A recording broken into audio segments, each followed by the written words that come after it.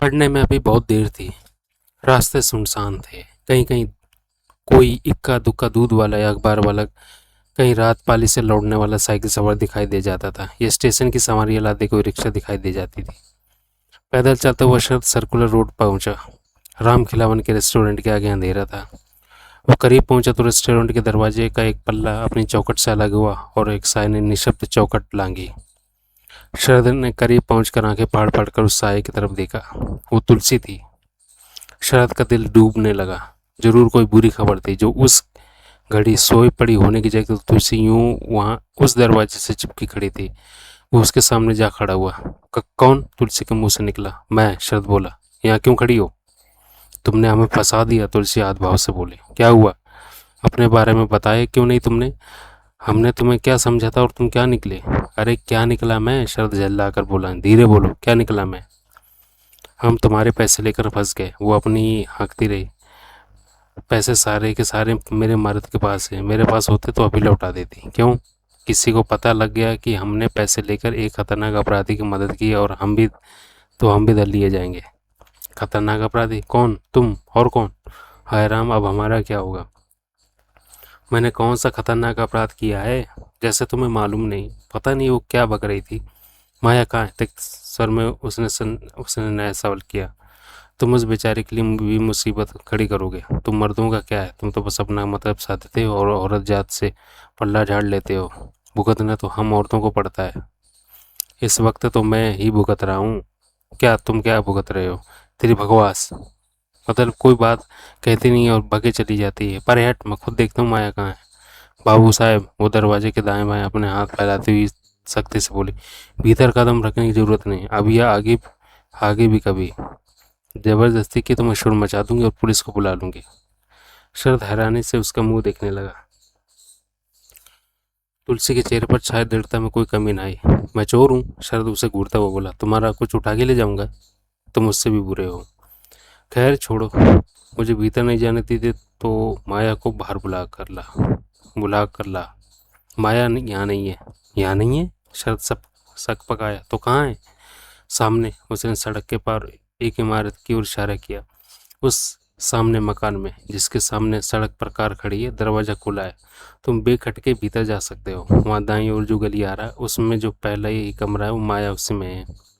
ठीक है वो? बिल्कुल ठीक है। वहाँ कैसे पहुँच गई? यहाँ हमें लग रहा था कि उसके लिए खतरा था, इसलिए हमने उसे चुपचाप वहाँ पहुँचा दिया था। हमारे सिवाय किसी को मालूम नहीं कि वो कहाँ है। ओह, शरद के स्वर में नरमी है। तुम यहाँ क्या कर रही हो? तुम्हारी छोकरियों की रखवाली। एक तुलसी का स्वर भर्रा गया। सारी रात दरवाजे के पीछे एक टांग पर खड़ी रही मैं। ओह ओह, अब मेरी जिम्मेदारी खत्म। हाँ शुक्रिया।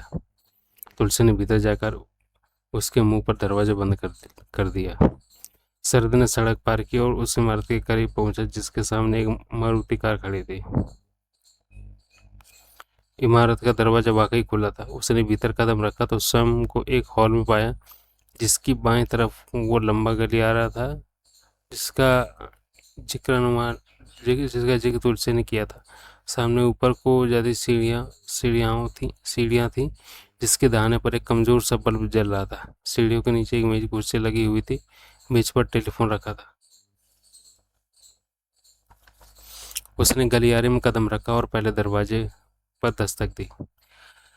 तत्काल भीतर रोशनी हुई। फिर दरवाजा खोला और चौखट पर माया प्रकट हुई। शरद पर निगाह पड़ते ही वो उसकी बाहों में आ गई। शरद उसको लगभग उठाए उठाए कमरे में दाखिल हुआ। उसने पाँव की ठोकर से अपने पीछे का दरवाजा बंद किया। भीतर एक दीवार के साथ पलंग से लगा हुआ था।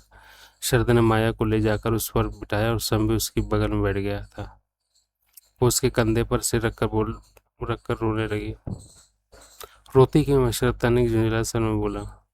सारी रात मेरी पलक नहीं झपकी। मैं हर घड़ी तुम्हारे लौटने का इंतजार कर रही थी और सोचती रही कि मैं तो वो खामोश हो गई कि मैं लौटूंगा भी या नहीं। शरद बोला। यही कहने जा रही थी ना?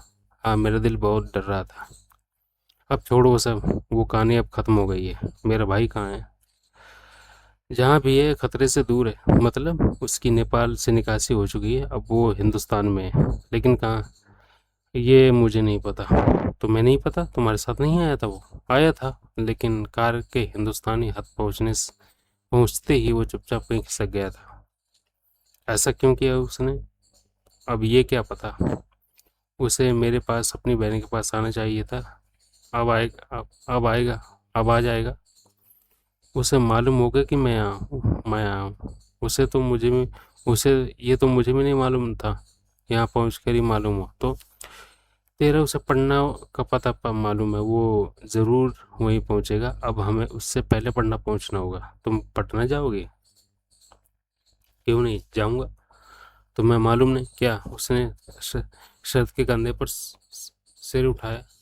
उसने शरद के कंधे से सिर उठाया और हैरानी से उसे देखते हुए बोली, तुम्हें वाकई नहीं मालूम? अरे क्या पहेलियाँ क्यों बुझा रही है? पटना से शाम को जो बिहार टाइम्स का नाम का अखबार छपता है वो काफ़ी रात गए यहाँ पहुँचता है। उसमें पहले पेज पर तुम्हारी खबर थी। क्या? मेरी क्या क्या खबर थी? एक ही बार में कहो जो कहना है। पुलिस तुम्हारी तलाश में। अखबार की खबर के मुताबिक तुम एक नीलकंठ नाम के किसी आदमी के कत्ल का इल्जाम है। उन्हें पता नहीं कैसे पता चले कि तुम यहाँ रक्सौल में हो सकते हो। तब शरद की समझ में आया कि तुलसी क्या पहेलियां बुझा रही थी। वो वो क्यों उसके ख्याल से भयभीत था। शरद विचारपूर्ण स्वर में बोला, अब तुम क्या करोगे? माया बोली, पुलिस वाले के पास जाऊंगा। और क्या करूंगा? मैं उन्हें यकीन दिलाने की कोशिश करूंगा कि मेरा किसी कत्ल से कोई लेना देना नहीं। उन्हें यकीन आ जाएगा। क्यों नहीं आएगा? मैं बेगुनाह हूँ तो। मेरा भाई कैसा था? ठीक था। वो कहाँ चला गया? क्या पता क्यों चला गया, क्या पता अब उसका क्या होगा। तब तब शरद का धीरज छूटने लगा। कैसी लड़की है तो? वो तीखे स्वर में बोला, जब से मैं आया हूँ भाई भाई बज रही है। तेरा भाई सशस्त्र लेकर एट्टी का अपराधी है, खूनी है, जेल से फरार मुजरिम है। तुझे उसकी फिक्र है, और मैं जिसने अपनी जान की बाजी लगाकर तेरे भाई की जान बचाने के सबब कुछ भी नहीं किया, जिसे दुश्मनों ने बुरी तरह से पीटा, मारा पीटा, फुटबॉल की तरह आपस में उछाला, डंडे मारकर खोपड़ी तरबूज की तरह खोल देने की कसर न छोड़ी, जिसकी उंगली में तपती हुई तक सुई तक तब तक तपती हुई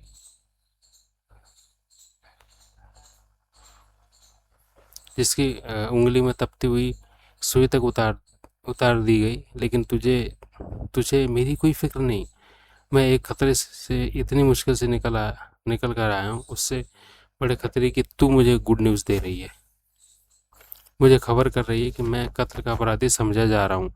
फिर भी तेरे पास मेरे लिए कोई हमदर्दी नहीं। तेरे भाई का ही इस मसला है। मैं तेरे लिए उसी की सलामती पर ध्यान है तेरे लिए। उसके मुंह से बोल न फूटा। जवाब दे। शायद बोला, सर सॉरी, वो बड़ी कठिनाई से कह पाई। ठीक है, सुन ली मैंने तेरी सॉरी।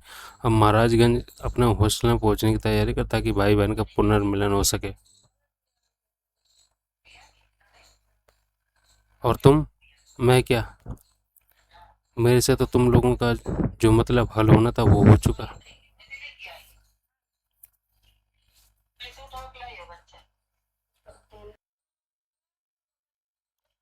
और तुम? मैं क्या? मेरे से तो तुम लोगों का जो मतलब हल होना था वो हो चुका। तुम मेरे को इतनी खुदगर्ज लड़की समझ रहे हो? मैं कुछ नहीं समझ रहा। मैं तुमसे मोहब्बत करती हूँ। शुक्रिया। मुझे यकीन है कि तुम हत्यारे नहीं हो सकते। मुझे पूरा यकीन है कि तुमने कोई कत्ल नहीं किया हो सकता। और भी शुक्रिया शरद। मैं तुम्हारे साथ हूँ। तुम कहोगे तो कत्ल का इल्ज़ाम मैं अपने सिर ले लूँगी। उसकी ज़रूरत नहीं पड़ेगी। मैं ये कोशिश करूँगा पुलिस को यकीन दिलाने की मैं कातिल नहीं। तुम नहीं हो तो कौन है कातिल? तुम्हें कोई अंदाज़ा है?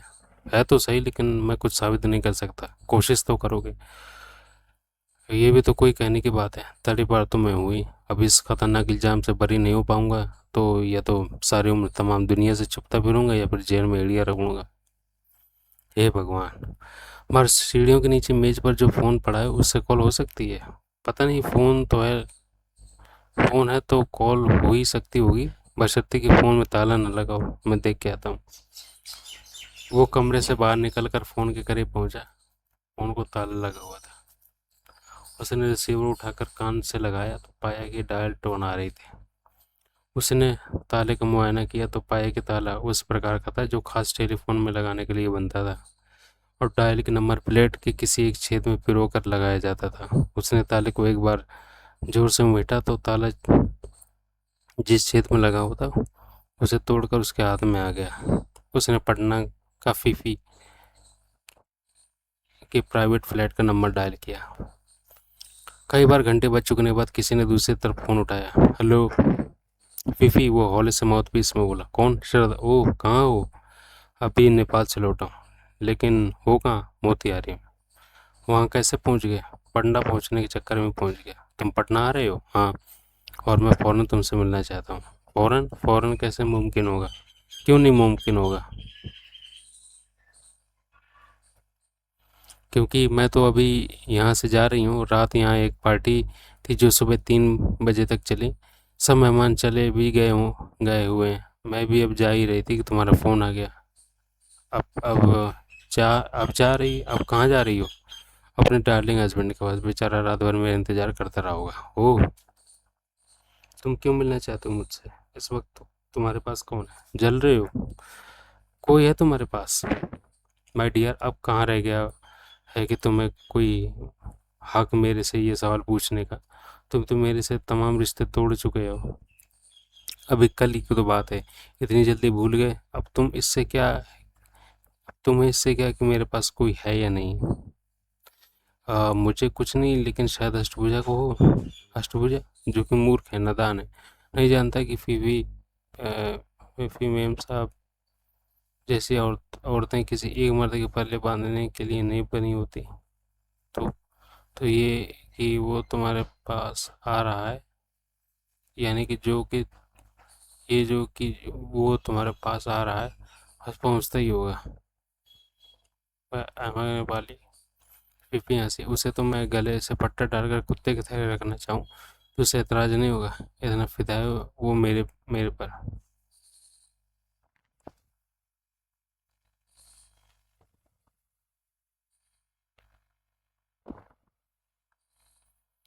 वो अहमक नेपाली फीफी हंसी। उसे तो मैं गले का पट्टा डालकर कुत्ते की तरह रखना चाहूँ तो उसे एतराज़ नहीं होगा। इतना फिदा है वो मेरे ऊपर। शायद उसे तुम्हारे पहलू में किसी और की मौजूदगी बर्दाश्त ना हो। वो मेरी समस्या है, तुम अपनी कहो। पुलिस को एक कत्ल के सिलसिले में मेरी तलाश है। मालूम तो पड़ा होगा? हाँ, पढ़ा था तो ऐसा ऐसा कुछ मैंने अखबार में। ये तो बहुत बुरी हुई तुम्हारे साथ, तुम्हारे उस नेपाली गुड़िया के साथ भी। अपने कर्मों को रो रही होगी बेचारे। दिल लगाए भी तो किससे? एक खूनी से। उसने जोर का ठहास किया। सर्द के मुंह से न बोल फूटा। तकदीर का तोहफा तो तुम्हें मिल गया स्वीटहार्ट। फिर बोले, अब एक तोहफा मैं भी तुम्हें दूंगी। कि क्या? तुम्हारे लाइन से हटते मैं पुलिस को फ़ोन करूंगी और उन्हें बताऊंगी कि उनका मुझे इस घड़ी कहाँ कहाँ पाया जाता है। Goodbye, love you. Goodbye my love. उसने लाइन काट दी। शरद रिसीवर थामे खामोश खड़ा रहा और सोचता रहा कि क्या उस घड़ी भट्टराई को फ़ोन करने का कोई फ़ायदा था। तभी सीढ़ियों की तरफ से एक आहट हुई। उसने ताले के जल्दी से फिंगर प्लेट के टूटे छेद में अटका दिया और दबे पांव वापस माया के कमरे में पहुंचा। माया ने आशापूर्ण नेत्रों से उसकी तरफ देखा तो शरद का सिर अपने आप ही इंकार मिलने लगा। वो पलंग पर माया के करीब जा बैठा। तुम्हारे जूते कहाँ गए? एक एक माया बोली। प्रत्यक्ष तब उसे दिखाई दिया कि शरद पैरों में सिर्फ जुराब पहने था। शरद को उत्तर न मिला। न उत्तर दिया शरद ने उत्तर न दिया। उसने एक सिगरेट सुलगा दिया और सोचने लगा। ब्रह्मा कहता था कि उसने जूते नीलकंठ को नहीं सौंपे थे। जूते डायमंड स्मगलिंग में इस्तेमाल होते थे। इस बात की जानकारी शरद के और ब्रह्मा के अलावा किसी और को तो थी किसी को भी थी तो यो तो अयोध्या और भट्टराई को थी। लेकिन पिछली रात दोनों के ही पास वो दूसरा बुरका लेने पहुंचा था, ना कि जूते लेने। जूतों के बारे में उसने बारे बारे उन लोगों को ही खास तौर से कहा था कि वो यहाँ उनके पास जूतों के लिए नहीं आया था। लेकिन जो लोग जूतों की बाबत जानते थे वो हीरो की बाबत भी जानते थे। नीलकंठ का कत्ल शर्त हीरो के लिए हुआ था। भले ही हीरो वाले जूते उसके पास पहुंचाने के लिए ब्रह्मा ने ये ये एक ये नीलकंठ का कथ शर्ते हीरों के लिए हुआ था। भले ही हीरों वाले जूते उसके पास पहुंचाने के लिए ब्रह्मा ने एक नीलकंठ की जगह कोई और आदमी चुन लिया था, लेकिन जाहिर था कि ये बात हत्यारे को नहीं मालूम थी। जब खुद शरद को ये बात नहीं मालूम थी तो हत्यारे को भला कैसे मालूम होती।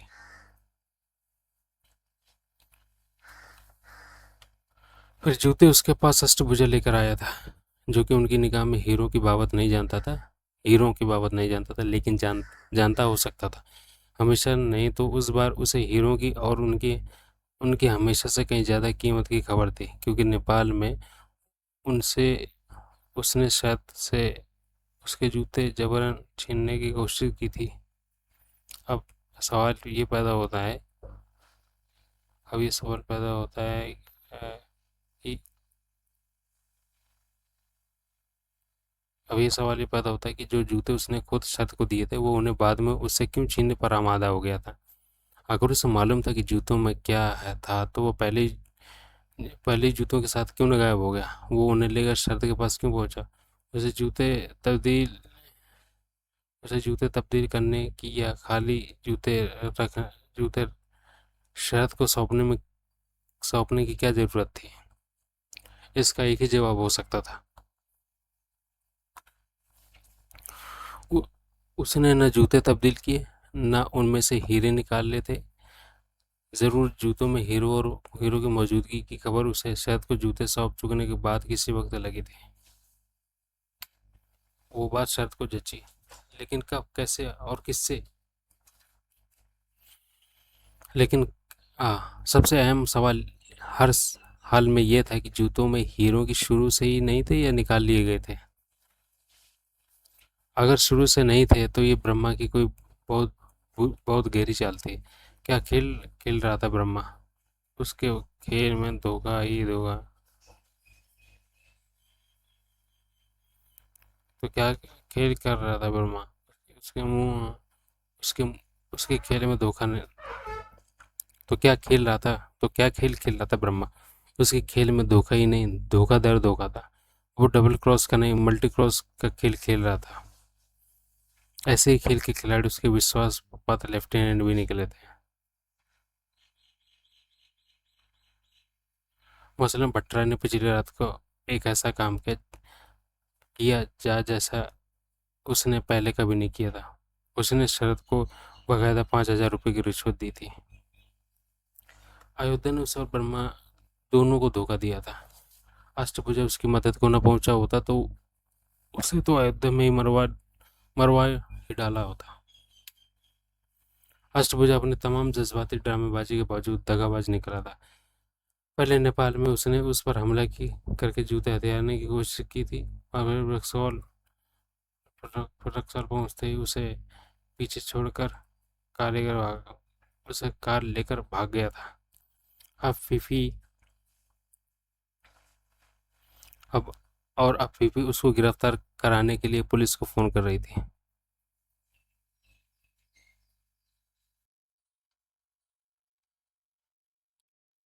अष्टभुजा अपनी तमाम जज्बाती ड्रामाबाजी के बावजूद दगाबाज निकला था। पहले नेपाल में उसने उसने उस पर हमला करके जूते हथियाने की कोशिश की थी, और फिर रक्सौल पहुंचते उसे पीछे छोड़कर कार लेकर भाग गया था।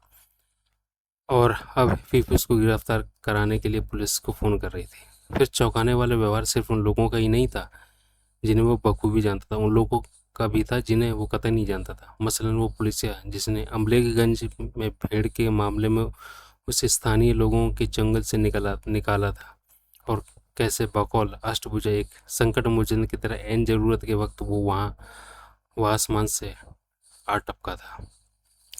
कैसे बॉर्डर पर वो मोटा नेपाली ऐन मौके पर पहुंच गया था, जबकि गजानन उनकी कार की डिक्की में से नकुल को बरामद करने ही वाला था। कैसे भारतीय चौकी के उस तीस उस तीन कैसे भारतीय चौकी के उस तीन फीती वाले हवलदार ने उसकी बाबत चौकी पर खबर पहुंच चुकने के बावजूद उसे रोकने की जगह निकाल भागने का मौका दिया था।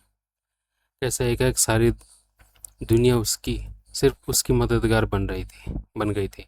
खतरा अभी पेश नहीं हुआ होता था कि किसी न किसी खुदाई मददगार की मेहरबानी से टल भी गया होता था। अब जो हालात थे उनमें एक अहम सवाल उसके सामने ये भी था कि क्या ब्रह्मा बोनस की बाबत अपना वादा निभाएगा? क्या मौजूदा हालात में भी वो उसे 2 लाख रुपए देगा जिसका कि वो खुद उससे उससे वादा किया था? कहना मुहाल था। उस बाबत ब्रह्मा से मिले बिना कुछ कहना मुहाल था। एकाएक उसने सिगरेट फेंक दिया और बोला, मैंने फौरन पटना पहुंचना है, उसी में मेरी गति है।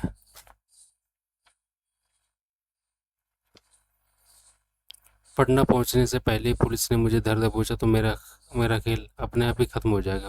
बाहर जो मारुति कार खड़ी है वो किसकी है? मैंने आधी रात को 3 आदमियों को और एक लड़की को उसमें से निकलते देखा था। माया बोली, मैं तुम्हारी राह देखती खिड़की पर बैठी थी जबकि वो कार वहीं पहुंची पहुंची थी और नशे में धुत वो 3 आदमी उस लड़की के साथ कार में से बाहर निकले थे। गए कहाँ थे? गए कहाँ वो? यहीं पर किसी कमरे में है। कौन से में? मालूम नहीं। अगर वो आधी रात के नशे में धुत थे तो अभी तो वो दीन दुनिया से बेखबर सोए पड़े होंगे। बहुत मुमकिन है। शरत ने अपनी जेब में चाबियों का एक गुच्छा निकाला जिनमें 4-5 चाबियां था और एक छोटा सा चाकू था। उन चाबियों में से किसी से या उस चाकू से वो बाहर खड़ी कार को खोल सकता था। ऐसे पहले वो दर्जनों बार कर चुका था। वो उठ खड़ा हुआ और बड़े व्यस्त भाव से बोला, मैं पटना जा रहा हूँ, तू यहीं मेरा इंतज़ार करना। मैं आज रात तक या कल सुबह तक ज़रूर लौट आऊँगा। मैं तुम्हारे साथ जाऊँगी। वो व्यग्रता से बोली, नहीं, तेरा जाना ठीक नहीं। पुलिस को मेरी तलाश है। अगर मैं गिरफ्तार हो गया तो मेरे साथ जो होगा पुलिस उसे भी दल लेगी। लेकिन अभी तुमने खुद ही कहा था कि मुझे पटना में होना चाहिए। मुझे महाराजगंज में अपने हॉस्टल में पहुंचना चाहिए क्योंकि नकुल वहाँ आ सकता है। जब मैंने ऐसा कहा था तब तूने मुझे ये मुझे अभी ये नहीं बताया था कि पुलिस को मेरी तलाश थी। ऊपर से अब मुझे एक नई चिंता सताने लगी। क्या? नकुल की तेरे से कम्युनिकेशन कम्युनिकेशन थी उस बिचौलिए के माध्यम से जो 2 बार तेरे लिए नकुल का संदेश लाया था। नेपाल पुलिस को अगर उस बिचौलिए की खबर लग गई तो उसके जरिए उन्हें महाराजगंज में तेरे आवास की भी खबर लग जाएगी। हो सकता है वो तेरे हॉस्टल की निगरानी करवा रहे हो। ऐसे में तू वहाँ पहुँच गई, फिर तेरी वहाँ मौजूदगी की वजह से तेरा भाई भी पकड़ा जाएगा। अगर उसका वहाँ पहुँचना संभव है तो फिर उसको मेरी गैर मौजूदगी में भी पकड़ा जा सकता है, लेकिन समझदार होगा तो पकड़ा जाएगा नहीं। वो भी पहले ही ये भापने की कोशिश ज़रूर करेगी कि वहाँ उसके लिए कोई खतरा तो नहीं था। मैं पहले महाराजगंज जाकर इस बात की तसल्ली करूँगा कि तेरे हॉस्टल की निगरानी नहीं हो रही थी। मेरी तसल्ली हो गई तो मैं यहाँ तुझे फ़ोन कर दूँगा। फिर तू बस ये टैक्सी करके पटना पहुँच जाना। नहीं, मैं भी तुम्हारे साथ चलूँगी। अरे मूर्ख, मेरे पास पटना फौरन पहुँचने का एक ही तरीका है। मैं बाहर खड़ी मारुति को कार चोरी कर लूँ। मैं बतौर कातिल ना भी पकड़ा गया तो बतौर कार चोर पकड़ा जा सकता हूँ। कार चोरी होने की वजह से मैं पटना के रास्ते में इधर लिया जा सकता हूँ। क्यों तू मेरे साथ फंसना चाहती है? तुम्हारे साथ मुझे हर हालत तुम्हारे साथ मुझे अपनी हर हालत मंजूर है, लेकिन मैं साथ जाऊंगी। तभी एक कमरे का दरवाजा खुला। दरवाजे पर एक ड्रम जैसी विशाल औरत खड़ी थी। अपने भारी कूलों पर हाथ रख के उसने शरद की ओर देखा। माया को घूरा और फिर शरद की ओर देखा। यहाँ क्या हो रहा है? वो कर्कश स्वर में बोली। कुछ नहीं हो रहा, शरद जबरन मुस्कुराता हुआ बोला। हम बस जा रहे हैं यहाँ से। तुम हो कौन? इसका पति हूँ, इसे लेने आया। पति? हाँ। जूते क्यों उतारे हुए हैं? यहाँ कोई चोरी चकारी का इरादा है? अरे अम्मा जी, यहाँ रखा क्या है चोरी करने के लिए? खबरदार जो मुझे अम्मा जी कहा। बहन जी, यहाँ क्या रखा है चोरी करने के लिए? फोन का डायल क्यों तोड़ा? मैंने नहीं तोड़ा, वो पहले ही टूटा पड़ा था। यानी कि मानते हो कि तुमने फ़ोन किया था? हाँ। क्यों, क्या करने से पहले इजाज़त क्यों नहीं ली? किससे लेता इजाज़त? यहाँ था कौन जिससे इजाज़त लेता? इसलिए डायल तोड़कर ताला हटा दिया। अरे बोला ना, डायल मैंने नहीं तोड़ा, वो पहले से टूटा पड़ा था। झूठ। ठीक है, मैंने तोड़ा मैंने तोड़ा मैंने मैंने ही तोड़ा। सही, डायल के पैसे ले लो। जितनी की होगी फिंगर प्लेट, कितने की होगी? बढ़िया तक 5 रुपए की ले लो, 5 रुपये 10 ले लो। और टेलीफोन कॉल वो क्या फोकट में होती है, उसकी भी पैसे ले लो। अब तुम कहोगे कि तुमने लोकल कॉल की थी, नहीं कहूँगा, मैंने पटना कॉल की थी, क्या पता लंदन की हो, कनाडा की हो, चांद पर की हो, शरद कुड़ पर कुड़कर बोला मंगर ग्रह की हो, क्या पता। वो औरत पूरी डिठाई से बोले, तो वहाँ के पैसे चार्ज कर ले मेरी अम्मा। फिर अम्मा वो आंखें निकाल कर बोली, बोलो कितने पैसे। बहन जी कुछ क्षण सोचती रही और फिर सख्ती से बोली, 200 रुपये निकालो डाल की कीमत समेत। क्यों अंधी लग रही है, इतने पैसे लगते हैं 2 मिनट पटना कॉल करने के। मुझे नहीं पता तुमने कहाँ कॉल की, तुमने बिना पूछे फ़ोन को हाथ क्यों क्यों लगाया। न सिर्फ हाथ लगाया बल्कि फ़ोन तोड़ दिया। और फिर फिर और फिर पता नहीं कॉल पटना की या नेपाल या काले पानी, ये भी पता नहीं कि कॉल एक की या 21 की। सीधे सीधे 200 रुपये निकालो वरना मैं पुलिस को फ़ोन कर दूंगी। पुलिस को, हाँ।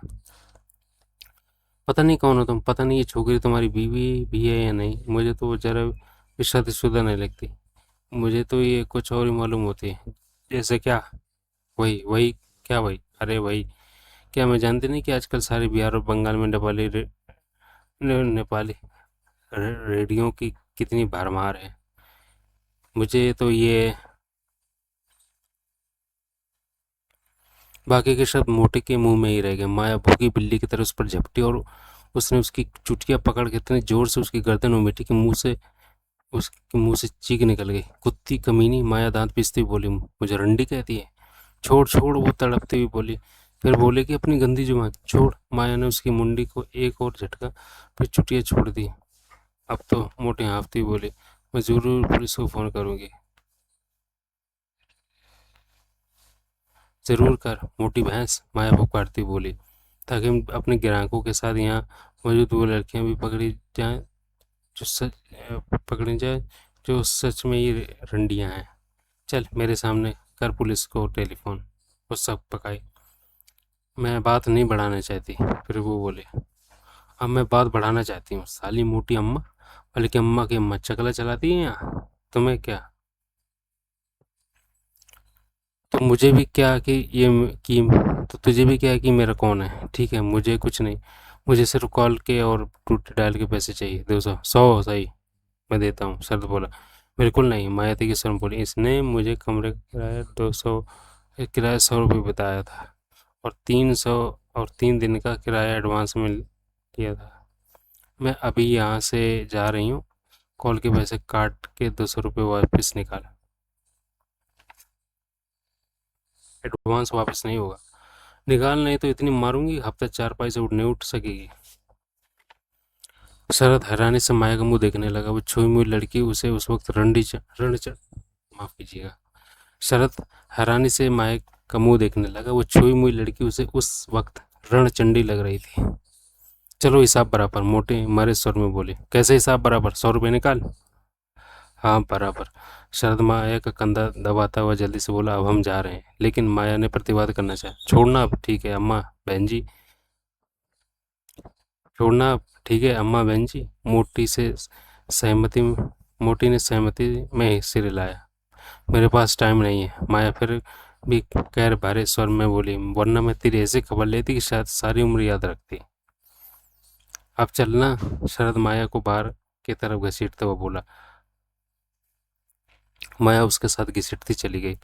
दरवाजे पर मोटी रास्ता छोड़कर खड़ी हो गई और फिर भारी कदमों के साथ उनके पीछे पीछे चलने लगी। हाल में पहुंचकर शरद ने माया की बाँ पकड़ ली। माया पाया बाँ छोड़ दी और अपना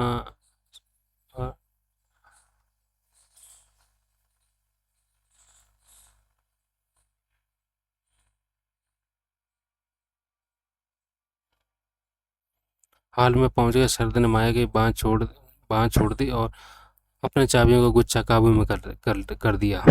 उसने गुच्छे में मौजूद नन्हे से चाकू का फल खोलकर सीधा सीधा कर लिया। लेकिन ये देखकर उसे बहुत अचरज हुआ और बहुत राहत महसूस हुई कि कार का ड्राइविंग सीट का दरवाजा बंद नहीं था। वो तो फ्रेम के साथ मिला तक नहीं हुआ था। जरूर वो शराबी ड्राइवर की लापरवाही का नमूना था। उसने दरवाज़ा खोला और चुपचाप कार की ड्राइविंग सीट पर जा बैठा। उसने हाथ बढ़ाकर परली तरफ का दरवाज़ा खोल दिया। माया कार का घेरा काटकर कार के पहलू में आ बैठी। मोटे दरवाजे पर खड़ी अपने भारी कूलों पर हाथ टिका कार की तरफ देखती रही। शरद ने डैशबोर्ड के नीचे हाथ डालकर इग्निशन की तारें टटोली और फिर चाकू से उन्हें काटकर आपस में जोड़ दिया।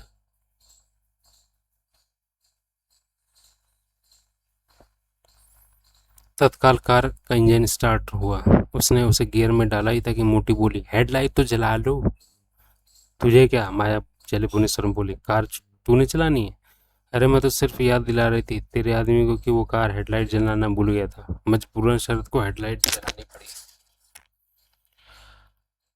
वो उस औरत के शक में खामखा इजाफा नहीं करना चाहता था, वरना उसका इरादा उस इलाके से दूर निकल जाने के बाद हेडलाइट जलाने को था।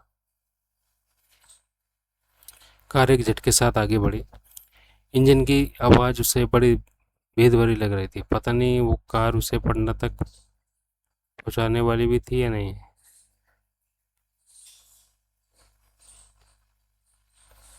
इंजन की आवाज़ उसे बड़ी भेद भरी लग रही थी। पता नहीं वो कार से उसे पटना तक पहुंचाने वाली थी भी या नहीं। तभी दूर कहीं घड़ियाल ने 4 बजाए। शरद ने कार की रफ्तार बढ़ाई। कार खाली सड़क पर दौड़ चली। फिर कार शहर से निकलकर पटना की ओर जाने लगी। जाने वाली सड़क पर दौड़ने लगी।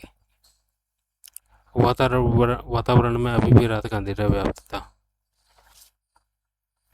तूने तो कमाल कर दिया माया, एक शरद प्रशंसात्मक स्वर में बोला। एक सेकंड में ऐसे एक सेकंड में ऐसी तैसी फेर के रख दी तूने उस औरत। वैसी औरत का कोई औरत से निपट सकती थी, माया संजीदगी से बोली। फिर भी तू ऐसे लाल मिर्च निकलेगी ये तो मैंने सपने में भी नहीं सोचा था। माया कुछ न बोली। शरद भी खामोशी से कार चलाता रहा। फोन किसे किया था? थोड़ी देर बाद एकाएक माया बोली। फोन किसे किया था? थोड़ी देर बाद एकाएक माया बोली। कौन? फोन। शरद, जिसका सारा ध्यान ड्राइविंग की ओर था, शक पका कर बोला। 1 मिनट। फोन किससे किया था? थोड़ी देर बाद एकाएक माया बोली। Phone phone. शरद, जिसका सारा ध्यान ड्राइविंग की ओर था, सब शक पका कर बोला। पीछे सर्कुलर रोड से, जिसकी वजह से उस मोटी अम्मा से तकरार हुई थी।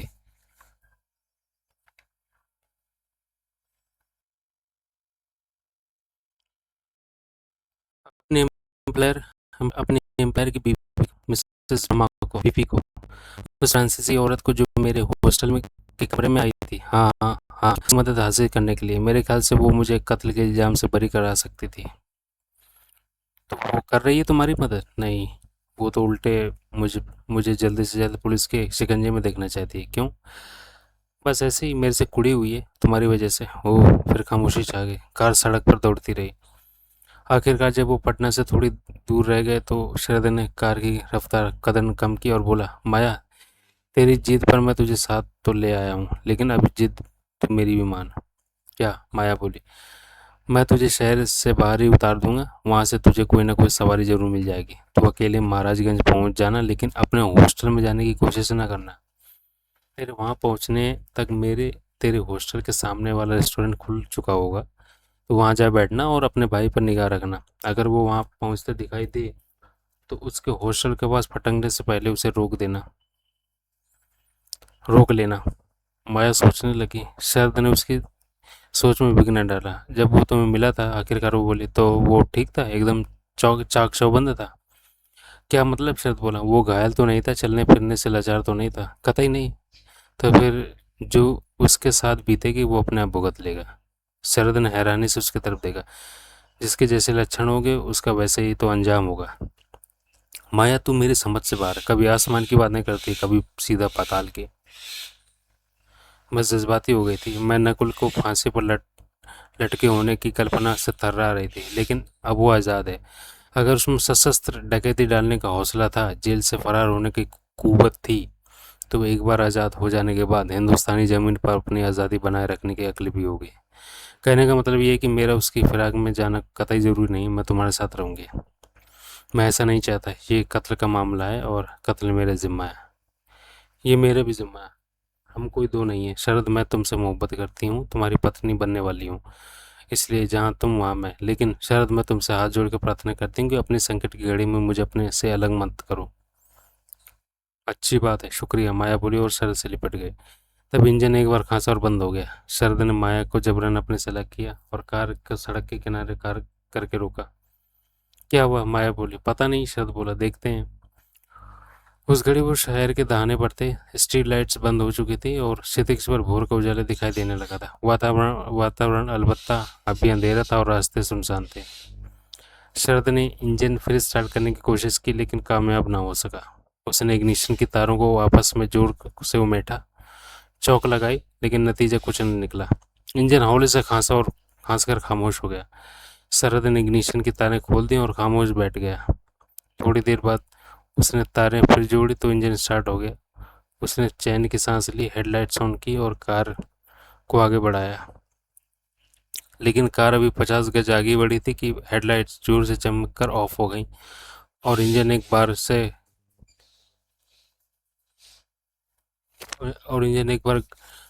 गड़गड़ा कर फिर बंद हो गया।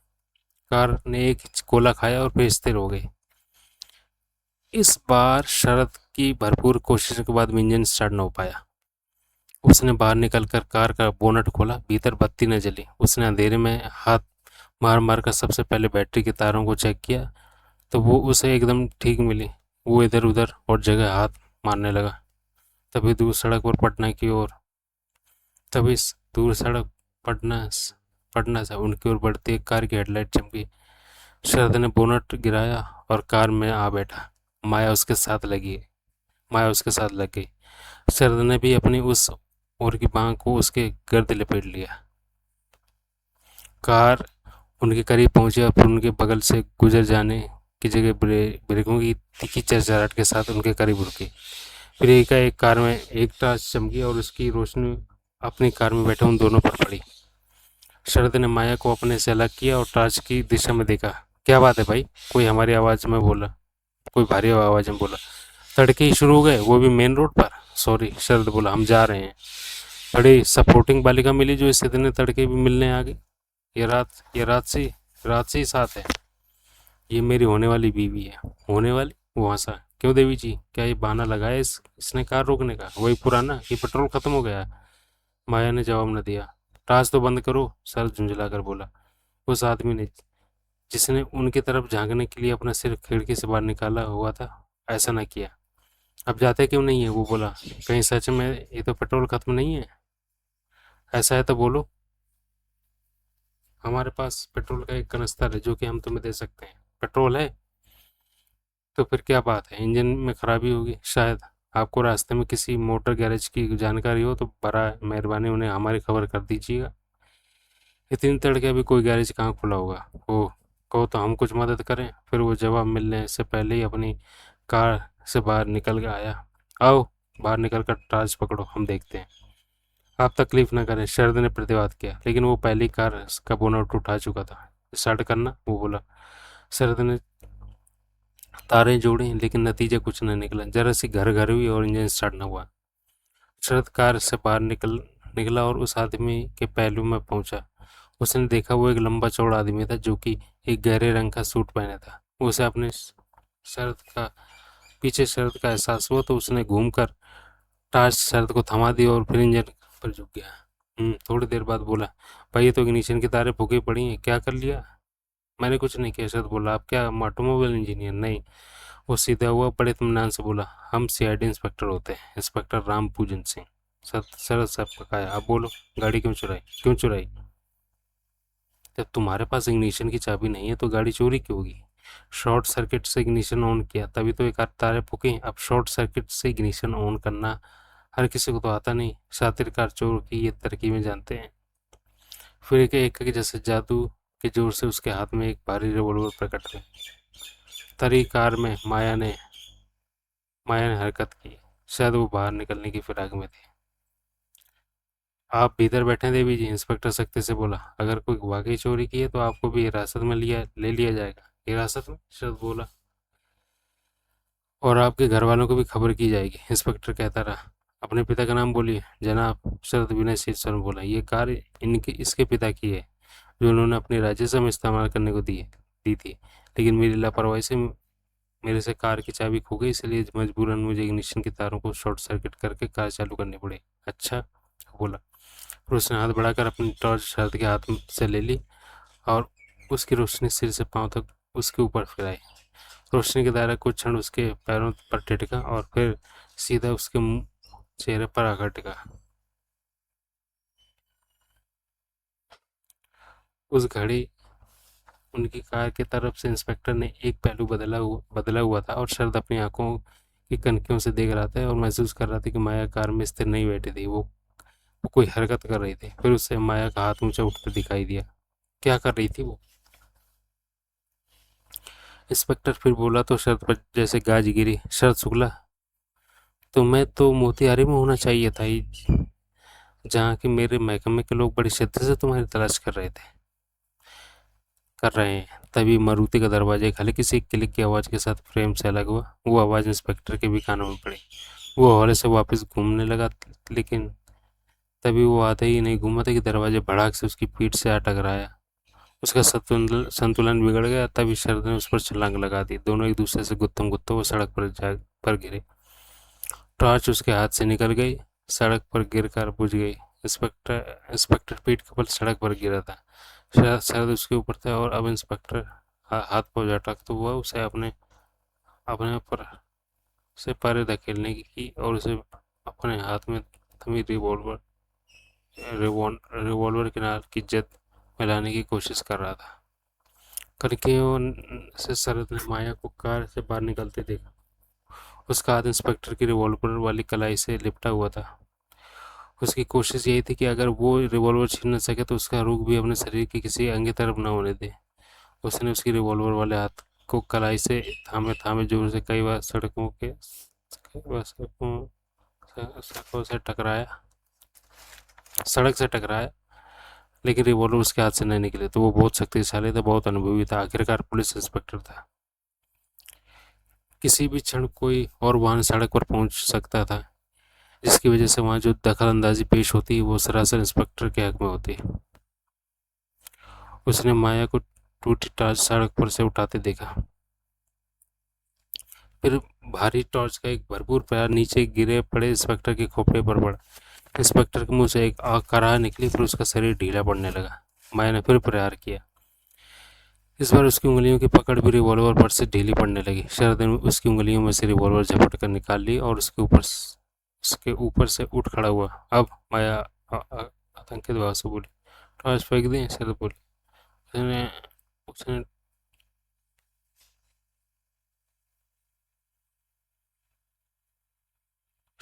उसने टॉर्च को यूं अपने हाथ से झटका जैसा अब तक सांप पकड़े हुए हो। शरद ने रिवॉल्वर को अपनी पतलून की बेल्ट में खोसा और बगलों और इंस्पेक्टर के बगलों में हाथ डालकर उसके निश्चय शरीर को सड़क के नीचे धकेल दिया। सड़क से नीचे धकेलने लगा। उसके निश्चेत शरीर को सड़क से नीचे धकेलने लगा। सड़क के किनारे झाड़ियाँ उगी हुई थी, जिनके पास उसने इंस्पेक्टर को डाल दिया। फिर उसने फिर उसने उसके जूते उतारे और वापस उसकी कार में करीब पहुंचा। बैठ, वो बोला। रोचक की माया यंत्र चालित से मारुति में सवार होने लगी। अरे उसमें उसमें नहीं, इसमें, सर जल्लाकर बोला। इसमें? इसकी कार में? मैं इंस्पेक्टर की कार में, जो कि एक पुरानी फिएट थी, सवार हो गई। शरद ने जल्दी से इंस्पेक्टर के जूते अपने पैरों में पहने। जूते उसे तंग कर रहे थे।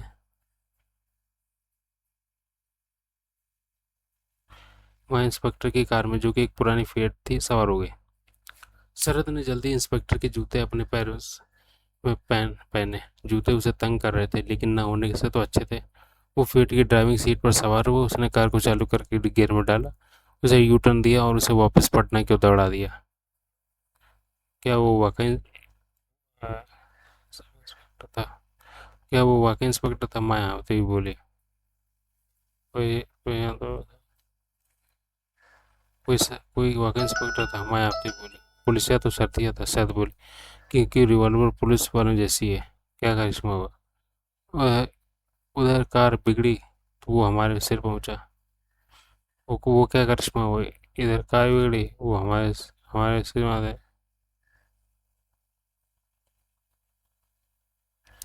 वो क्या करिश्मा हुआ? इधर कार बिगड़ी उधर वो हमारे सिर पर पहुंचा। कल शाम से करिश्मा हो ही रहे हैं, नेपाल में भी, यहाँ भी। तू अब पिछली कहानी छोड़कर मेरी बात सुन। बोलो। उसमें तेरी सूरत नहीं देखी थी। जब उसने कार की तरफ उस टॉर्च जलाई थी तो रोशनी तो मेरे पर पड़ रही थी।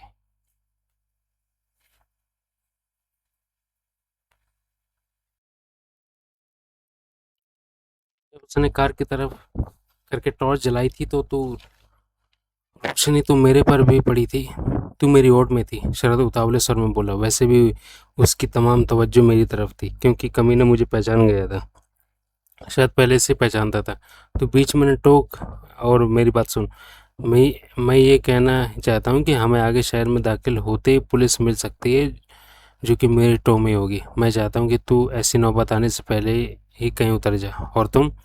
मैं भी ऐसे कुछ करूँगा, लेकिन वहीं नहीं जहाँ तू उतरेगी। मैं चाहता हूँ तू अब दूर दूर तक मेरे करीब ना दिखाई दे। तो मुझे अपने रास्ते में रुकावट समझते हो? नहीं, शर्तिक स्वर में बोला। रुकावट तो क्या, तू मेरी मददगार है, मुहाफिज है। अभी पीछे तू ना होती तो क्या मैं निश्चित गिरफ्तारी से बच पाया होता? फिर तो मुझे आगे भी तुम्हारे साथ ही होना चाहिए। हे भगवान, तू समझती क्यों नहीं है यार? क्या नहीं समझती हूँ मैं? तू मेरे साथ रहेगी तो खामखा गेहूं के साथ गुनू की तरफ भेज जाएगी। मैं तेरी सलामती चाहता हूँ, और मैं तुम्हारी। क्या? अब तो जीना मरना साथ ही होगा शरद। तौबा, हम सुख दुख के साथ ही। इस संकट की घड़ी में मैं तुम्हें छोड़ के नहीं जा सकती। अरे किताब पढ़ना बंद कर, डायलॉगबाजी छोड़। मैं नहीं टलने की। उसके स्वर में ऐसी दृढ़ता का पुट था कि शायद कोई हथियार डालने पड़े। अच्छी बात है, वो गहरी सांस लेकर बोला। तू नहीं टलती तो मैं ही अपना प्लान बदलता हूँ। मेरी मर्जी फीफी के प्राइवेट फ्लैट पर जाने की थी, लेकिन अब तक पुलिस को मेरे और उसके ताल्लुकात की भनक पड़ चुकी हो सकती है। इसलिए हो सकता है कि उसके फ्लैट की निगरानी हो रही हो। मेरे अपने खुद के फ्लैट पर जाने का कोई मतलब ही नहीं।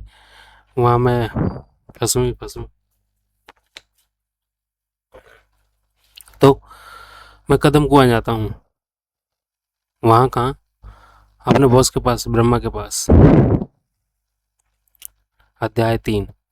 वातावरण में भोर का उजाला फैल रहा था। शहर जाग रहा था। कहीं मंदिर की घंटियां बज रही थी। शरद ब्रह्मा के महल के सामने एक बंद दुकान के बरामदे के खंभे के पीछे माया के साथ दुबका खड़ा था। वो बिना किसी विघ्न व व्यवधान के सुरक्षित कदम कुआं पहुंच गए थे। पेट उन्होंने कब की छोड़ दी हुई थी। सड़क पर हल्की आवाज आई शुरू हो चुकी थी। अब मैं जाता हूँ, शरद दबे स्वर में बोला। तू यहीं रहना, जैसे मैंने समझाया एन वैसे ही करना। माया ने सहमति में सिर हिलाया और बोली, वो भी वहाँ होगी? कौन? वो ही, फीफी। हाँ। पता नहीं, हो सकती, नहीं भी हो सकती। तू क्यों पूछ रही है? उसने उत्तर न दिया। तो मैं चलता हूँ। शरद बोल। मैं तुम्हारा शुक्रिया अदा नहीं मैंने तुम्हारा शुक्रिया अदा नहीं किया। किस बात का? नकुल को नेपाल से निकाल के लाने का, उसको आज़ादी का मुंह दिखाने का। छोड़, पहले तेरी उससे मुलाकात तो हो ले। तो अपनी आंखों से उसे सही सलामत देख ले, फिर शुक्रिया अदा करना। लेकिन अरे ये वक्त नहीं है ऐसे बातें करने का। ये बातें करेगी तो की मत मतलब की बात भूल जाएगी। मतलब की बात याद रख। अगर मैं आधे घंटे में वापस न लौटूं तो पुलिस को बुला लाना। किसी इत्तेफाक से पुलिस तेरे बुलाए बिना ही यहाँ पहुँच जाए तो मुझे चेतावनी देना। ठीक? ठीक। अब चल, मुझे पिछवाड़े का रास्ता दे। चल। अब चल, तुझे पिछवाड़े का रास्ता दिखाऊं। मैं उसके साथ होली। वो ब्रह्मा के महल के पिछवाड़े की गली में पहुंचे। वहाँ शरद ने दरवाजे के करीब जाने की कोशिश न की। उसने माया को फासले से ही पिछवाड़े का बंद दरवाजा दिखाया। बोला, अब मैं जाता हूँ। माया ने सहमति में सिर हिलाया। शरद ने हौले से उसके एक गाल को अपने होंठों से छुआ और फिर उससे अलग सुनसान गली में आगे बढ़ चला। पिछवाड़े के दरवाजे पर पहुंचकर उसे वापस झांका। माया एक कूड़े ड्रम के पीछे खड़ी थी। उसके देखते देखते वह उकड़ू होकर उसके ओट में दुबक गई। शरद घूमकर दरवाजे की ओर आकर्षित हुआ। दरवाजा हमेशा की तरह बंद था। उसने चाबी लगाकर दरवाजा खोला और भीतर दाखिल हुआ। उसने दरवाजे को अपने पीछे पूर्ववत बंद करने का उपक्रम किया। वो निशब्द सीढ़ियां चढ़ने लगा। उस घड़ी वो बहुत आंदोलित था। अगर ब्रह्मा घर पर न हुआ तो सीढ़ियों के दाहिने पर पहुंचकर उसने वहां के दरवाजे के पहलू में लगा बटन दबाया और प्रतीक्षा करने लगा। कौन? कुछ क्षण बाद कंडेंसर माइक्रोफोन से हमेशा की तरह ब्रह्मा की आवाज आई। शरद शुक्ला। चैन की सांस लिया था शरद बोला। कई कई क्षण शांति रही। कंडेंसर माइक्रोफोन ऑफ हो गया। क्या माजरा था? क्या ब्रह्मा कोई डबल क्रॉस सोच रहा था तो सोचे, वो तैयार था। नहीं भी तैयार था तो वहां आने का अलावा और कोई चारा भी तो नहीं था। फिर कंडेंसर माइक्रोफोन फिर चालू हो गया और साथ ही एक क्लिक की आवाज हुई। कम इन। शरद ने दरवाजे को धक्का दिया। दरवाजा निशब्द खुल गया। वो भीतर दाखिल हुआ। दरवाजा निशब्द उसके पीछे बंद होने लगा। ज्यों उसके दोनों पल्ले एक दूसरे के करीब पहुंचने लगे, शरद ने उनके बीच में अपना पाँव डाल दिया। शरद ने अपना पाँव डाल दिया। दोनों पल्ले उसके पाँव के आजू बाजू पहुंच के स्थिर हो गए। शरद ने दोनों पल्लों को दोनों हाथों से पकड़कर वापस धकेला तो वापस सरकने लगे। उसने हाथ हटाए तो फिर बंद होते हुए उसके जूते तक पहुंचकर स्थिर हो गए। शरद ने अपनी जेब से अपना चाबियों का गुच्छा निकाला। उसमें से चाकू अलग किया। चाकू को खोलकर उसने दोनों दरवाजों के बीच में किया। अपना पाँव वापस खींच लिया। दरवाजे तनिक आगे को सरके और अब चाकू पर पहुंच के स्थिर हो गए। चाकू उन दोनों के बीच अटका रहा और चाकू की लंबाई के बराबर की झिरी दोनों दरवाजों में बनी रही। तब वो घूमा। उसने लंबा डग बढ़ते हुए आगे का गलियारा पार किया और ब्रह्मा की स्टडी में पहुंचा। इतनी सुबह सवेरे भी एकदम तरोताजा वो अपनी विशाल टेबल के पीछे अपने राज सिंहासन जैसी कुर्सी पर बैठा था। शरद ने देखा उसके माथे पर बल थे और आंखों में शंका की छाया बैठ तैर रही थी। दरवाजे से यहाँ तक इतनी देर में यहाँ क्यों पहुंचे? ब्रह्मा उसे घूरते हुए बोला। देर से कहाँ पहुंचा हूँ? शरद लापरवाही से बोला। सीधा तो चला आ रहा हूँ। तो ठीक से चल नहीं पा रहे होगे, कदम उठाने में तकलीफ हो रही होगी खामखा। खैर छोड़ो वो किस्सा। कैसे आए हो? मैं तो तुम्हारे लौटने की कतई उम्मीद नहीं कर रहा था। कहाँ लौटने की? आपके हुजूर में या हिंदुस्तान में? क्या फ़र्क हो? बहुत फ़र्क है क्या? ठीक है, मैं ही बताता हूँ। शरद ने लात मारकर अपने पीछे का दरवाज़ा बंद किया, जो कि पूरी तरह से बंद न हुआ। फिर रास्ते में मिले पुलिस की रिवॉल्वर निकाल कर अपने हाथ में ले ली। ब्रह्मा की रिवॉल्वर पर निगाह पड़े तो उसके चेहरे पर हैरानी के भाव आए, लेकिन जब वो बोला तो उसके स्वर में विनोद का पुट था। क्या बात है बच्चे, रिवॉल्वर तान रहा है मेरे पर? जनाब, शरद स्थिर स्वर में बोला, आप पर भारी विपत्ति आने वाली है। तुम्हारी वजह से? तुम्हारे हाथ में थमी रिवॉल्वर की वजह से? आप मेरी बात का मजाक में उड़ा रहे हैं। नहीं भाई नहीं, यकीन जानिए आप पर भारी विपत्ति आने वाली है। क्या नई बात है? वो लापरवाही से बोला। आप मेरी बात को गौर से नहीं सुन रहे हैं। सुन रहे हैं भाई, सुन रहे हैं, लेकिन पहले रिवॉल्वर को तो किनारा करो। तुम्हारे मेरे पास रिवॉल्वर तानना मुझे बड़ा अजीब सा लग रहा है। तभी शरद को अपने पीछे एक हल्की सी आवाज़ सुनाई दी, लेकिन उससे पहले वो घूम कर पीछे देख पाता, वो रिवॉल्वर की नाल उसकी गर्दन से आ लगी। फिर उसे फीफी का मीठा स्वर सुनाई दिया। अपने बॉस का कहना मानो, माई लव, रिवॉल्वर मेज पर रख दो। पहले तुम मेरा कहना मानो, शरद सख्ती से बोला, और मेरी गर्दन पर ये रिवॉल्वर हटा लो, नहीं तो मैं तुम्हारे पति का भेजा उड़ा दूंगा। जरूर। फीफी फांसी। रिवॉल्वर की नाल का दबाव शरद की गर्दन पर और बढ़ गया। ये नज़ारा मैं अब जरूर देखूंगी। भेजा ही तो ब्रह्मा की दौलत है। इसकी इसकी इसकी ये दौलत लूटती देखकर मुझे खुशी होगी। जल्दी करो, तुम अपना काम करो, फिर मैं अपना काम करती हूँ। तुम्हारा काम? हाँ। तुमने मेरे पति का खून किया? मैंने ऊपर से आकर तुम्हारा खून कर दिया, देख लेना। पुलिस जरूर मुझे बहादुर के छोटा मोटा मेडल देगी। तो मेडल चाहती हो? वो तो ब्याज में मिलेगा, मूलधन तो मेरा विधवा होना होगा, ब्रह्मा की विधवा। ये ठीक कह रही है, ब्रह्मा बोला। यूं से एक तीर से दो निशाना लगाने का मौका मिल जाएगा। ये मेरे से निजात पा जाएगी और तुम्हारे से बदला ले सकेगी।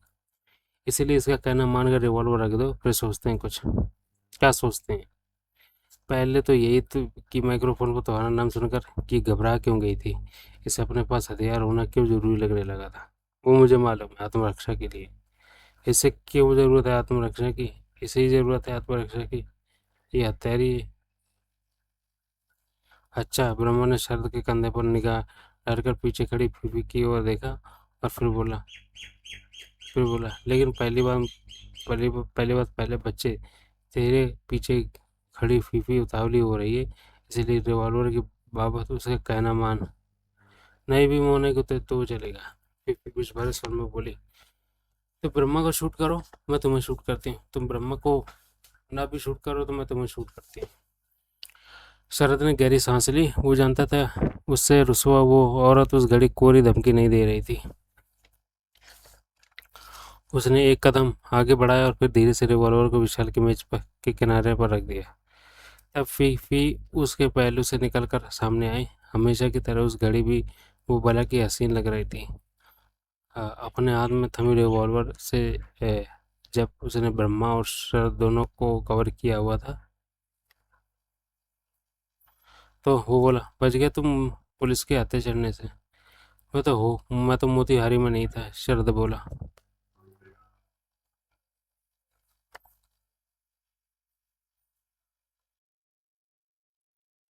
मैं मोतिहारी में नहीं था, शरद बोला। चालाक आदमी हो। अब किस काम की रहेगी मेरी चालाकी? अब पकड़वा दो मुझे। अब नहीं। तो वो बोला, बच गए तुम पुलिस के हत्थे चढ़ने से। वो बोली, तो बच गए तुम पुलिस के हत्थे चढ़ने से। मैं मोतिहारी में नहीं था, शरद बोला। चालाक आदमी हो। अब किस काम की रहेगी मेरी चालाकी? अब पकड़वा दो मुझे। अब नहीं। अब तुम अपना ज्ञान बघार चुके हो। ज्ञान कि मैं हत्यारी हूँ। अब तुम्हें पकड़वाने में मेरे मेरे भी पकड़े जाने का अंदेशा है। अब तुम्हारे बारे में कुछ और ही सोचना होगा। डार्लिंग, ब्रह्मयू बोला, जैसे वहाँ सब कुछ सामान्य रूप से चल रहा हो। मुझे शुक्ला से कुछ ज़रूरी बातें करनी है, इसलिए थोड़ी देर के लिए हमें यहाँ अकेला छोड़ दो। क्या कहने? फीफी व्यंग्यपूर्ण स्वर में बोली। जवाब नहीं तुम्हारा भी। अभी भी हाकिम बन के दिखा रहे हो। समझ रहे हो मेरे हाथ में रिवॉल्वर नहीं, बच्चे का खिलौना है। डार्लिंग प्लीज, जरा थोड़ी देर के लिए। Shut up you damn you. Brahma ने उसके उसके उस प्रलाप का कोई प्रवाह ब्रह्मा ने उसके उस प्रलाप की कोई परवाह की हो। शरद को ऐसा न लगा। बैठो शुक्ला, वो सहज भाव से शरद से संबोधित हुआ। तुम उसके फुटपाथी व्यवहार का और उसकी गंदी जुबान का ख्याल न करना। इसमें इसकी कोई गलती नहीं है। गलती दरअसल मेरी है। मुझे पागल कुत्ते ने काट खाया था। जो बीवी तलाश करने के लिए मैं पेरिस की एक रंडी खाने में पहुंच गया था। लेकिन मैं क्या करता? ये इतनी हसीन है, इतनी शानदार है कि मैं अनायास इसकी कल्पना अपनी मलिका के तौर पर करने लग गया था। तुम जानते हो ना कि किसी बादशाह की ताजपोशी के लिए जैसे तख्त और ताज शानदार होना जरूरी, वैसे उसके पहलू में जगह लेने वाली उसकी मल्लिका का भी शानदार होना जरूरी होता है। ख्वाब देख रहे हैं? फीफी बोले, हमेशा की तरह कभी नहीं छोड़ेंगे ये ख्वाब देखना। ये इनकी जिंदगी है। ये इनकी बाकी जिंदगी जिंदगी का शगल है।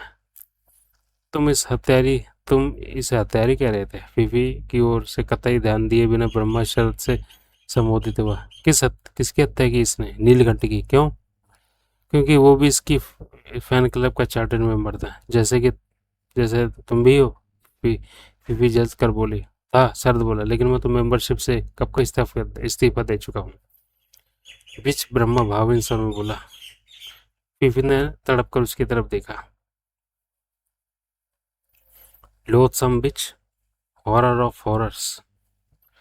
वो दिन भूल गए? फीफी आंखों में उस पर भाले बर्छे बरसाती बोली, जब इसी बीच के तलवे चाटते थे। हर इंसान की जिंदगी में ये बदकिस्मती का दौर आता है जबकि विवेक से उसका नाता तोड़ टूट जाता है। अब तो नहीं टूटा हुआ विवेक से तुम्हारा नाता। नहीं, अब नहीं टूटा हुआ। वैसे भी कभी तो अक्ल हानि होती है। कभी तो आदमी के बच्चे ने चेतना की होता है। कभी तो आदमी के बच्चे ने चेतना ही होता है। इसलिए सोचता हूँ कि कोई तो तरीका होगा ही तेरे जैसे औरत से पीछे छुड़ाने का। कई तरीके हैं। चुपचाप पीछे छुड़ाने का, यूं पीछे छुड़ाने का, जैसे तू कभी मेरी जिंदगी में आई नहीं थी। ख्वाब देखते रहो तो हीरो की बाबत नीलकंठ से जाना। ब्रह्मा बदले स्वर में बोला। जूतों की सील 2 बार टूटी पाई गई थी। उसमें से एक बार की जिम्मेदारी शुक्ला ले चुका है, जो कि मेरे से कभी झूठ नहीं बोलता। अब जाहिर है कि सील दूसरी बार नीलकंठ ने तोड़ी। वो एक क्षण ठिठका और फिर बोला, नीलकंठ पर मेरा पूरा एतबार कभी भी नहीं बैठा था। और किस पर कभी तुम्हारा पूरा एतबार बैठा है? किसी पर भी नहीं। इसलिए सावधान रहना पड़ता है और वक्त वक्त पर अपने मातहतों को ईमान का इम्तिहान लेना पड़ता है। इस बार मैंने बड़ा बढ़िया इम्तिहान सोचा था। मैंने नीलकंठ को खुद बताया था कि हीरों की वो आखिरी खेप सबसे बड़ी थी।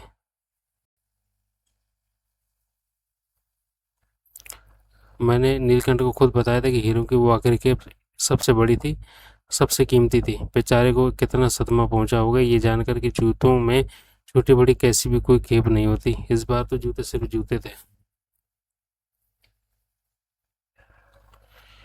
उसने ये नहीं जाना था, फीफी बोले। उसको इस बात का पता लगा था कि इस बार जूतों में हीरे नहीं थे। उसने कोशिश तक नहीं की थी जानने की। तुम्हारे साथ धोखा करने का कोई कतई उसका कतई कोई इरादा नहीं था। वो तुम्हारा वफादार था और तुम्हें धोखा देने के बाद भी नहीं सुनना चाहता था। मैं गवाह हूँ इस बात की। मैंने उसे बहुत पटाया लेकिन वो ना माना, उल्टा मुझे धमकाने लगा। इसलिए मेरे मन इसलिए मेरे लिए उसका काम तमाम करना ज़रूरी हो गया था। बेचारा कितना हैरान हुआ था जब उसने शरत के फ्लैट में मुझे मौजूद पाया था। तूने इसके फ्लैट को कैसे खोला? ब्रह्मा ने सवाल किया। आपको सील दूसरी बार टूटी होने के लिए कैसे खबर है? शरद ने अपना सवाल किया। पहले जवाब मैं दूं या ये दें? ब्रह्मा बोला। आप ही दीजिए, आपके सवाल क्योंकि आपके सवाल का जवाब तो मुझे मालूम है। अच्छा, जी हाँ। यानी कि हर बात हर किसी को मालूम है, सिर्फ मुझे ही कुछ नहीं मालूम। आप मेरे सवाल का जवाब देने जा रहे थे। हाँ, वो क्या है कि मेरे से हासिल हुए जूते जो कि उसने तुम्हारे फ्लैट में पहुंचाने थे, इस बार नीलकंठ पहन कर गया था। मेरी हिदायत के मुताबिक वो पहने हुए जूते तुम्हारे फ्लैट में उतार कर पलंग के नीचे रख आता और तो तुम्हारे जूते पहनकर खुद वहां से चला जाता। इसलिए कल जब तुमने नीलकंठ की बाबत मुझे फ़ोन किया था तो मैंने कहा था कि ज़रूर तुम्हें एक्सरे विजन प्राप्त थी, जिसकी वजह से तुम्हें मालूम था कि नीलकंठ को अपने बगल में जो डिब्बा प्राप्त की उसकी वजह से तुम्हें मालूम था नीलकंठ आगे।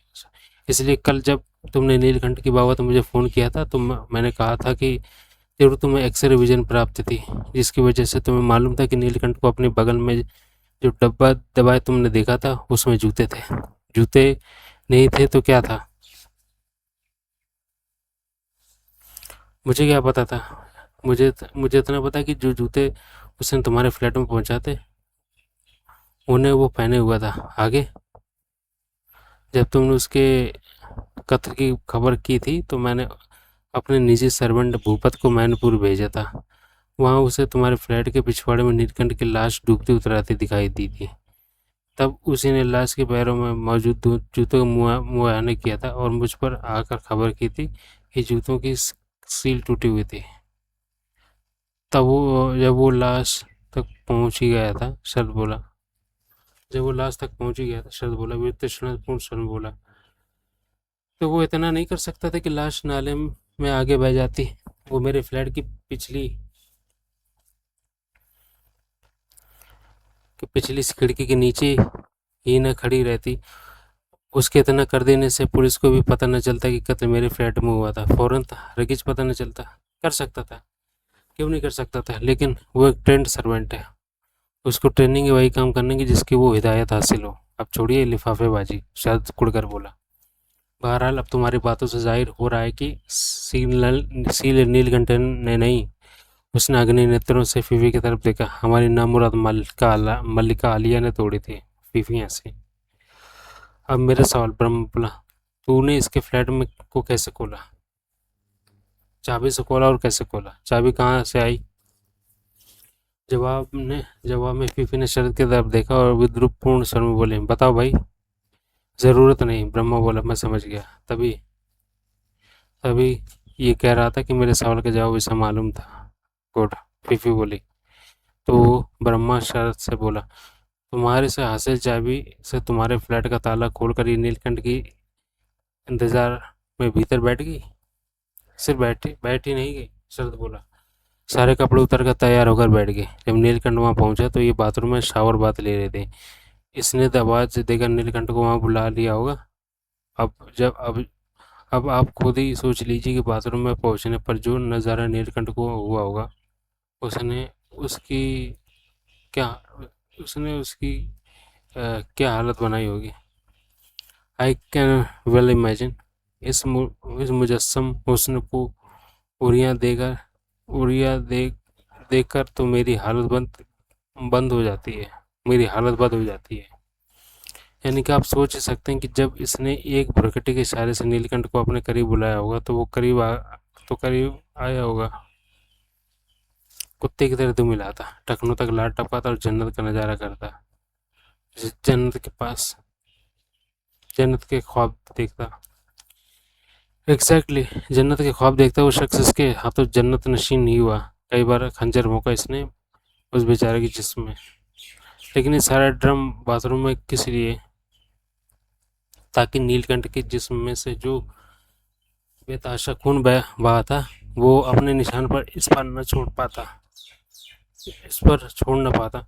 इशावर बाद में भी खून की छींटे इसके जिस्म पर पड़े हुए होंगे तो धुल गए होंगे, और जगह वही छींटे इसकी ड्रेस पर भी पड़ सकते थे। और जगह ये नीलकंठ के सामने नंगी पेश होती तो उसे शक होता। बाथरूम में शावर में तैयार शख्स का नंगा होना स्वाभाविक होता है। शरद एक क्षण को टिटका और फिर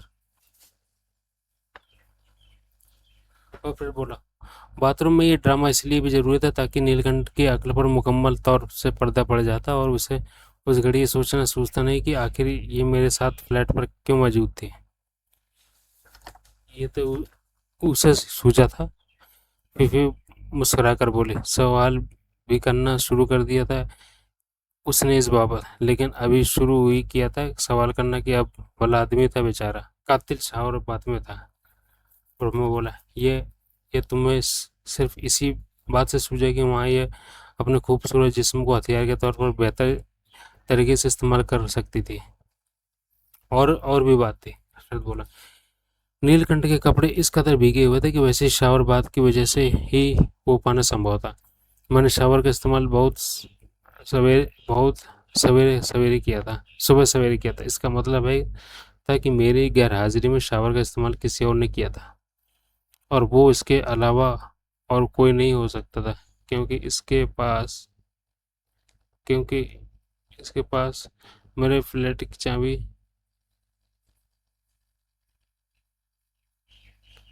इसका मतलब साफ था कि मेरी गैर हाजिरी में शावर का इस्तेमाल किसी और ने किया था, और इसके अलावा कोई नहीं हो सकता था, क्योंकि इसके पास मेरे फ्लैट की चाबी थी। ये हीरो की खुराक में थी।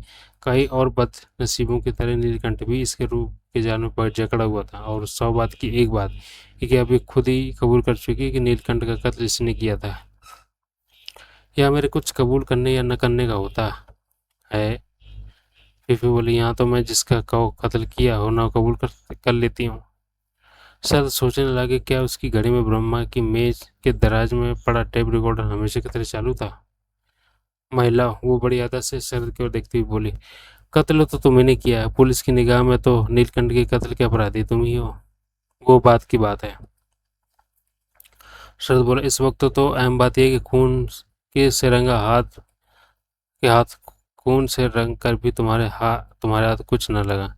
अभी तुमने अपने पति की जुबानी सुनी लिया है कि हीरे जूतों के उस जोड़े में उसकी जानकारी में भी नहीं थे जो नीलकंठ के अधिकार में था।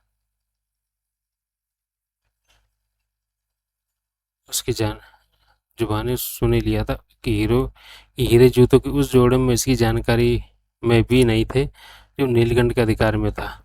अब सुनने से इसकी जानकारी में और क्या इजाफा हुआ होगा? ब्रह्मा बोला, अगर कत्ल इसने किया तो इसे तभी मालूम हो गया होगा कि नीलकंठ के अधिकार में मौजूद जूतों में हीरे नहीं थे। हीरे इसके हाथ लग चुके होते तो क्या ये अभी यहाँ खड़ी होती? तो एक छठ टिटका और फिर बहरहाल ये मेरे लिए हैरानी की बात है कि जो किया मेरी बीवी ने किया। मैं तो ये समझा था कि नीलकंठ अपने किसी यार दोस्त के सामने हीरों की बाबत मुंह फाड़ बैठा था। उसे ने तुम्हारे का उसने फ्लैट तक नीलकंठ का पीछा किया था और वहाँ उसका कत्ल कर जूते हथियार लेते जो कि खाली थे। आप नीलकंठ का इंतजाम ले रहे थे, उसे हीरों से खाली जूते थमा कर, लेकिन आपकी पत्नी ने अभी अ, पत्नी ने भी ने अभी इस बात की तक तस्दीक की है कि वो आपका वफादार था। फीफी के पटाने पर भी अमानत में खयानत करने के लिए कोई तैयार नहीं हुआ था। लेकिन इम्तिहान में फिर भी हुआ वो। हीरो वाला मुद्दा उसने अपने और फीफी के बीच में आने क्यों दिया? फंसा ही क्यों नहीं वो इससे? क्योंकि ये फीफी है। बहुत माकूल जवाब है। लेकिन यूं उसे मेरी इस हिदायत को नज़रअंदाज करने की गलती से माफ़ी नहीं मिल सकती थी कि जब तक जूते उसके पास थे, उसने किसी को अपने पास फटकने देना था, और ना उसने किसी के पास उसने किसी के पास फटकना था। तो वफादार था भी तो वो वफादार भी था तो उसकी वफादारी काफ़ी नहीं थी। वो मेरे काम का आदमी नहीं था। वो मार वो मारा गया, मुझे इसका अफसोस है। वो मेरी बीवी के हाथों मरा, इसका मुझे और भी अफसोस है। लेकिन अगर वो जिंदा भी होता तो अब मेरे काम का आदमी ना होता। छोड़िए वो किस्सा, अब ये बताइए कि जूतों के दूसरे जोड़े से आप किसका इंतजाम लेना चाहते थे? समझ लो कि तुम्हारा समझ लूँ, क्योंकि तुम्हारा इम्तिहान लेना अहम मुद्दा नहीं था। कल रात की वाकयात में हीरो का कोई अहम रोल नहीं था। आपके लिए नहीं होगा, लेकिन अब जाहिर है कि आपकी बीवी के लिए था। जब नीलकंठ के कत्ल के बावजूद ये जूतों की एक जोड़ी में से हीरे बरामद न कर सकी, तो इस उम्मीद में मेरे फ्लैट पर घर वापस लौटे कि जरूर कोई दूसरी जोड़ी इसके दूसरे शख्स के जरिए में मेरे तक पहुंचने वाली थी। इसके मेरे फ्लैट पर लौटने तक अष्टभुजा वहां पहले ही पहुंच चुका था और मुझे जूतों की दूसरी जोड़ी दे चुका था। अब इसने एक नई योजना बनाई और उसके तहत अष्टभुजा का शीशे में उतारने में जुट गए। बेकार मेहनत की, क्योंकि हीरे तो दूसरे जूतों में भी नहीं थे। क्या? फीफी फीफी चौके, फीफी माइलाओ, उस मोटे बदसूरत नेपाली जानवर को तो तुमने यूं ही अपना पहलू गर्म करने करने दिया। हाँ, यूं ही। फीफी, जो कि संभल चुके थे, बड़े कुटिल भाव से सहमति में सिर हिलाते हुए बोले, देखने में तो डायनामाइट का पार्ट लगता था, लेकिन फ्यूज था, उस जैसे कि तुम हो। लेकिन मेरी बाबा, तो तुमने मुझे सैकड़ों बार आजमाने के बाद जाना। ब्रह्मा सुलगता हुआ बोला। उसे इतने ब्रह्मा सुलगता हुआ बोला, उसे इतने मौके तो नहीं दिए होंगे। 358, 358। नहीं, इतने नहीं, यहाँ से सुनो। 359, 359।